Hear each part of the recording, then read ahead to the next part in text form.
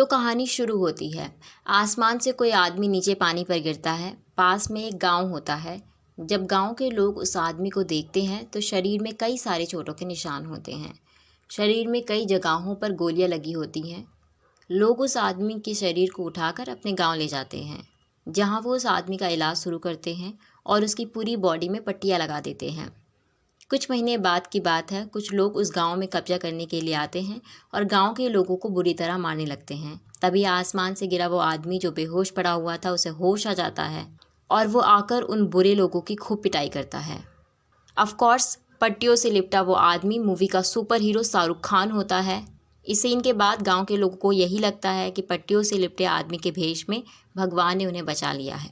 Movie में ये fighting scene बहुत बेहतरीन है। फाइट के बाद वो आदमी पूछता है कि मैं कौन हूँ। यहाँ रिवील होता है कि उस आदमी को अपना पुराना कुछ भी याद नहीं है। तभी भीड़ में से एक बच्चा निकलकर बाहर आता है और कहता है, जब मैं बड़ा हो जाऊँगा तब मैं पता लगाऊंगा कि आप कौन हो। और अब मूवी में 30 साल बाद की कहानी दिखाई जाती है। मेट्रो ट्रेन भीड़ से भरी होती है। तभी कुछ लड़कियां इशारों में कुछ बात करती हैं और कहती हैं कि अब वक्त आ गया है। तभी वो ट्रेन एक टनल में जाकर रुक जाती है और तभी पता चलता है कि उन लड़कियों ने ट्रेन को हाईजैक कर लिया है। और फिर वहाँ एंट्री होती है मूवी के सुपर हीरो शाहरुख खान की। वो कंट्रोल रूम में कॉल करता है और कहता है, मैंने पूरी ट्रेन हाईजैक कर ली है और अगर इस ट्रेन में बैठे 600 लोगों की सलामती चाहते हो तो तुम्हें मेरी सारी शर्तें माननी होगी। इसके बाद कंट्रोल रूम में नैनतारा की ग्रैंड एंट्री होती है, जिसे नेगोशिएशन के पर्पज से बुलाया जाता है। ऑफ कोर्स नैनतारा जो मूवी में नर्मदा का कैरेक्टर प्ले कर रही है, वो इस केस को लीड करने वाली है। जब नर्मदा एसआरके को कॉल करती है तो एसआरके अपनी पहली शर्त रखता है और कहता है कि वो एग्रीकल्चर मिनिस्टर से बात करना चाहता है। और वो कहता है इसके लिए वो नर्मदा को 5 मिनट का टाइम देगा और 5 मिनट का एक सॉन्ग प्ले करेगा। अगर गाना ख़त्म होने तक एग्रीकल्चर मिनिस्टर ने उससे बात नहीं की तो वो ट्रेन में बैठे लोगों की एक एक कर जान ले लेगा। एग्रीकल्चर मिनिस्टर की जब टकले आदमी से बात होती है तो वो कहता है कि मैं तुमसे एक सवाल पूछूंगा, अगर जवाब सही हुआ तो ट्रेन में बैठे लोगों को मैं छोड़ दूंगा और अगर जवाब गलत हुआ तो तुम्हें मेरी शर्त माननी होगी। इसके बाद वो टकला आदमी 10281 बोलता है और कहता है इसका मतलब बताओ। और यहाँ पर एग्रीकल्चर मिनिस्टर को कुछ समझ में नहीं आता है। इसके बाद वो टकला आदमी बोलता है पिछले 5 सालों में 1281 किसानों ने जान ली है। आखिर ऐसा क्यों है? एक मर्सिडीज़ कार लेने पर 8% का लोन है, जबकि किसान यदि ट्रैक्टर लेने जाए तो उस पर 13% का लोन है। इसके बाद टकला आदमी बोलता है अगर ट्रेन में बैठे 600 लोगों की जान सही सलामत चाहते हो तो मैं एक अकाउंट नंबर सेंड कर रहा हूँ, उसमें 40,000 करोड़ ट्रांसफ़र कर दो। इसके बाद एग्रीकल्चर मिनिस्टर कहता है वो इतना पैसा कहाँ से लाएगा। इसके बाद टकला आदमी बोलता है तुम्हारे पास नहीं है तो अपने किसी बिजनेसमैन दोस्त से मांग लो, आखिर तुमने भी तो उसकी कितनी बार मदद की है। इसके बाद हमें मूवी में काली कैकवर्ड दिखाया जाता है जो एक आईएएस का फ्यूनरल अटेंड कर रहा होता है। हालांकि आईएएस की जान भी उसी ने ली होती है। यहाँ पर हमें एक बात समझ आती है, काली को जब गुस्सा आता है तो वह एक नीले रंग की दवाई लेता है और जो आदमी उसे गुस्सा दिलाता है वो उसे लाल रंग की दवाई देता है। बेसिकली होता क्या है, नीले रंग की दवाई लेने से काली का गुस्सा शांत हो जाता है। लाल रंग की दवाई में जहर होता है जिससे आदमी तड़प तड़प कर मर जाता है। अब होता ये है कि मेट्रो ट्रेन में काली की बेटी भी होती है जो अपना कोई एग्ज़ाम देने जा रही होती है। ये सब टकले आदमी की प्लानिंग होती है ताकि काली अपनी बेटी के लिए 40,000 करोड़ रुपए एग्रीकल्चर मिनिस्टर को दे दे। इसके बाद काली की बेटी आलिया टकले आदमी को चोर कहती है। इसके बाद टकला आदमी कहता है सरकार ने तुम्हारे बाप के 40,000 करोड़ रुपए माफ़ किए हैं। ये पैसा देश की जनता का है जो तुम्हारे बाप ने चुराए हैं। इसलिए जब घर जाओगी तो अपने बाप से कहना आज तुमने उनसे भी बड़ा एक चोर देखा है।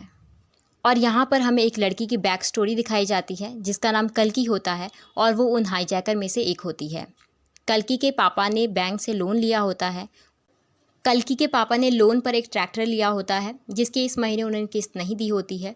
कल्कि का एग्ज़ाम होता है, वो एग्ज़ाम देने जा रही होती है।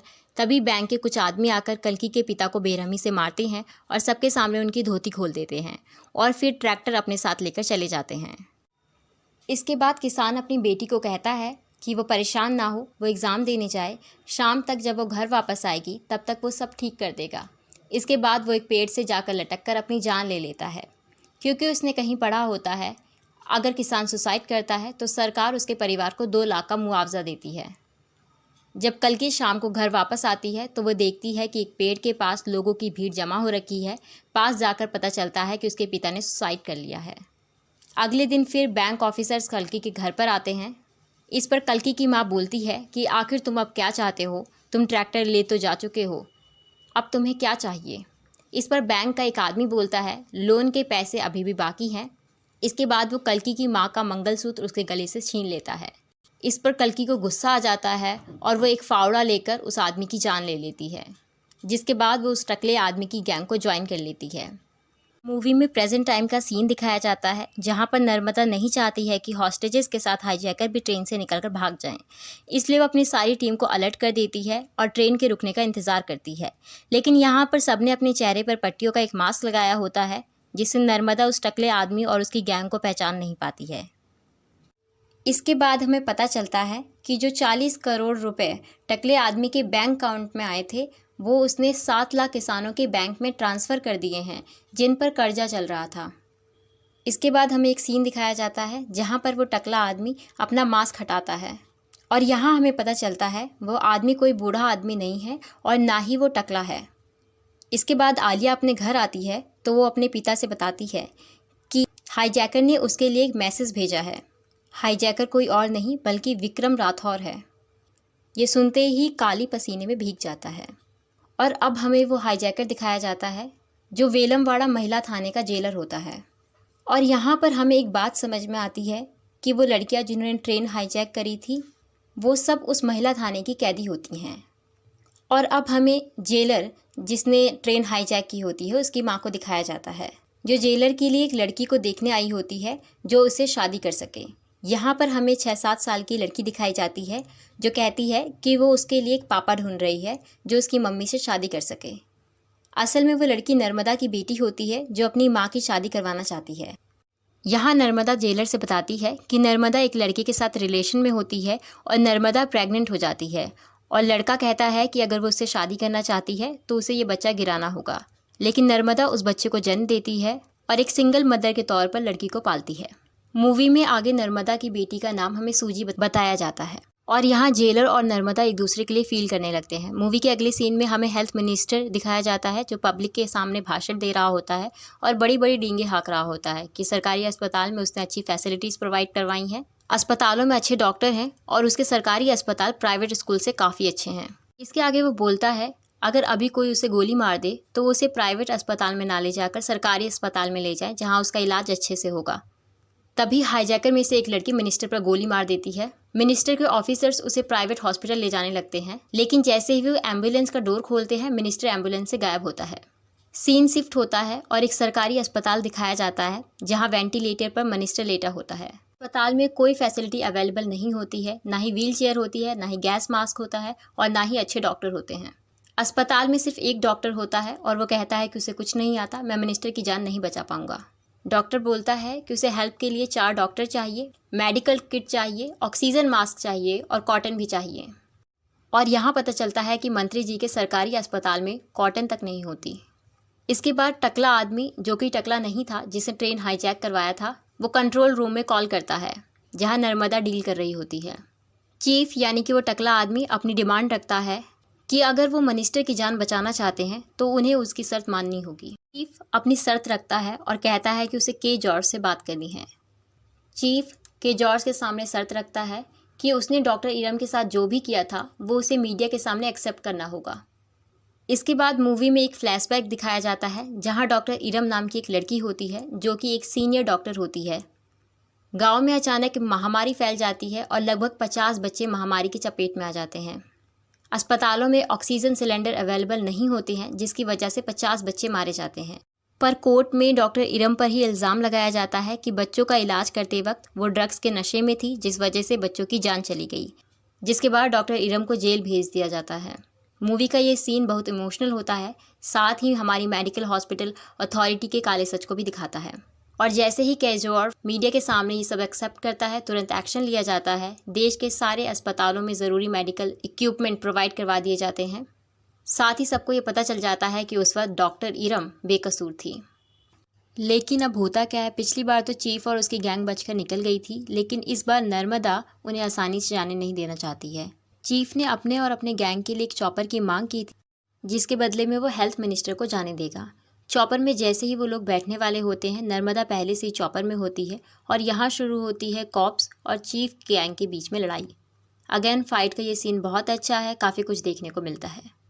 एज़ यूजुअल चीफ की गैंग जीत जाती है और वो चॉपर में बैठ जाते हैं, लेकिन अभी भी नर्मदा और चीफ के बीच में फ़ाइट हो रही होती है। चॉपर उड़ने लगता है और सब लोग चीफ को आवाज़ लगाते हैं कि वे चॉपर में आकर बैठ जाए। चीफ चॉपर की तरफ भागता है, लेकिन नर्मदा उसका मास्क उसके चेहरे से निकाल लेती है। नर्मदा चीफ का चेहरा नहीं देख पाती है, लेकिन उसके हाथ में चीफ का मास्क लग जाता है। मास्क में चीफ के कुछ बाल लगे होते हैं। डीएनए टेस्ट से पता चलता है कि चीफ ने कोई विग पहनी थी, क्योंकि मास्क में लगे वो बाल 60-70 लोगों के अलग अलग बाल होते हैं। चीफ का पता लगाने के लिए नर्मदा स्केचर को बुलाती है और बोलती है जब स्केच बन जाए तो वो उसे इन्फॉर्म कर दे। अगले ही दिन आज़ाद और नर्मदा की शादी होती है। आज़ाद ये सोच रहा होता है कि शादी की रात वो नर्मदा को अपना सब कुछ बता देगा। अगले सीन में आज़ाद नर्मदा को कुछ बताता उससे पहले ही चीफ का स्केच बनकर रेडी हो जाता है, जो आज़ाद की शक्ल से बखूबी मैच करता है, जिसके बाद नर्मदा आज़ाद को गोली मार देती है। नर्मदा और आज़ाद की फ़ाइट चल ही रही होती है कि वहाँ कुछ गुंडे आ जाते हैं और वो दोनों को अपने साथ ले जाते हैं और उनकी बहुत पिटाई करते हैं। ये गुंडे काली ने भेजे थे और अब आज़ाद और नर्मदा कैद हो जाते हैं। और अब अगले सीन में शाहरुख खान के ओल्ड वर्जन विक्रम राठौर की एंट्री होती है। सीन शिफ्ट होता है विजय सेतुपति यानी काली के वार्ड पर, जहां विक्रम राठौर अपने बेटे को बचा लेता है। नर्मदा अपनी पुलिस की टीम को सारा सच बता देती है और कहती है कि वो आज़ाद और उसकी टीम की लड़कियों को जानती है और अब वो माइक लगाकर उन लड़कियों से बात करती है। नर्मदा उन लड़कियों से कहती है आज़ाद एक अच्छा आदमी नहीं है, उसने उसके साथ अच्छा नहीं किया और वो उन लड़कियों का भी इस्तेमाल कर रहा है। अब मूवी में विक्रम राठौर के पास्ट को दिखाया जाता है, जिसमें विक्रम कमांडो का स्पेशल ऑफिसर होता है, जिसे दीपिका से प्यार हो जाता है।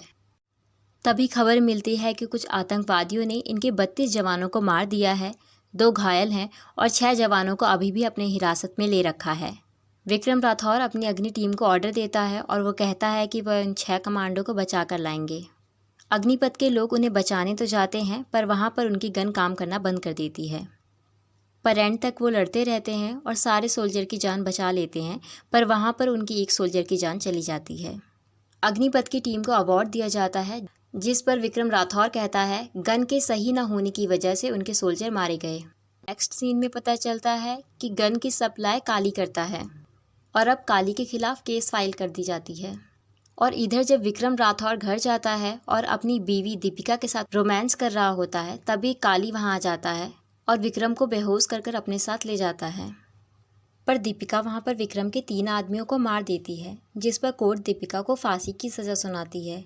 लेकिन जिस दिन दीपिका को फांसी होनी होती है, पता चलता है कि दीपिका प्रेग्नेंट है और इंडियन कॉन्स्टिट्यूशन के हिसाब से प्रेग्नेंट वुमेन को फांसी नहीं दी जाती जब तक उसका बच्चा 5 साल का ना हो जाए। सीन शिफ्ट होता है जहाँ काली विक्रम को इंडिया के बॉर्डर के बाहर प्लेन से जाकर धक्का दे देता है। इधर जब दीपिका को फांसी होती है, तब महिला जेल की जेलर दीपिका के बच्चे को अडॉप्ट कर लेती है और अब जवान उसी महिला जेल का जेलर है। मूवी को प्रेजेंट में लाया जाता है और दिखाया जाता है कि नर्मदा को अब सारा सच पता चल जाता है, पर अब काली विक्रम को कैद कर लेता है। तभी जवान विक्रम बनकर अपनी एक वीडियो वायरल करता है, जिसमें वो कहता है कि उसने महिला जेल को हाईजैक कर लिया है और अगर गवर्नमेंट उन कैदी महिलाओं को बचाना चाहती है तो उन्हें उसकी शर्त माननी होगी। अब आज़ाद गवर्नमेंट के सामने अपनी शर्त रखता है और कहता है शहर में 253 फैक्ट्री है जिससे देश का नाश हो रहा है और वो उन्हें हमेशा के लिए सील कर दें। गवर्नमेंट आज़ाद की बात मान लेती है। अब आज़ाद बताता है कि वो विक्रम राठौर नहीं बल्कि आज़ाद राठौर है। मूवी के लास्ट सीन में आज़ाद मैसेज देता है और कहता है कि अपनी उंगलियों का सही इस्तेमाल करें, सरकार से क्वेश्चन करें। एंड में काली को फांसी दी जाती है और यहीं पर कहानी का एंड हो जाता है। मूवी की एक्सप्लेनेशन अगर आपको अच्छी लगती है तो do subscribe my channel unity news और बेल आइकन को प्रेस करना मत भूलिएगा, क्योंकि इससे हमारा मोटिवेशन बढ़ता है। अगर आपको ऐसी ही कोई और मूवी की एक्सप्लेनेशन देखनी है तो कमेंट बॉक्स पर ज़रूर बताइएगा।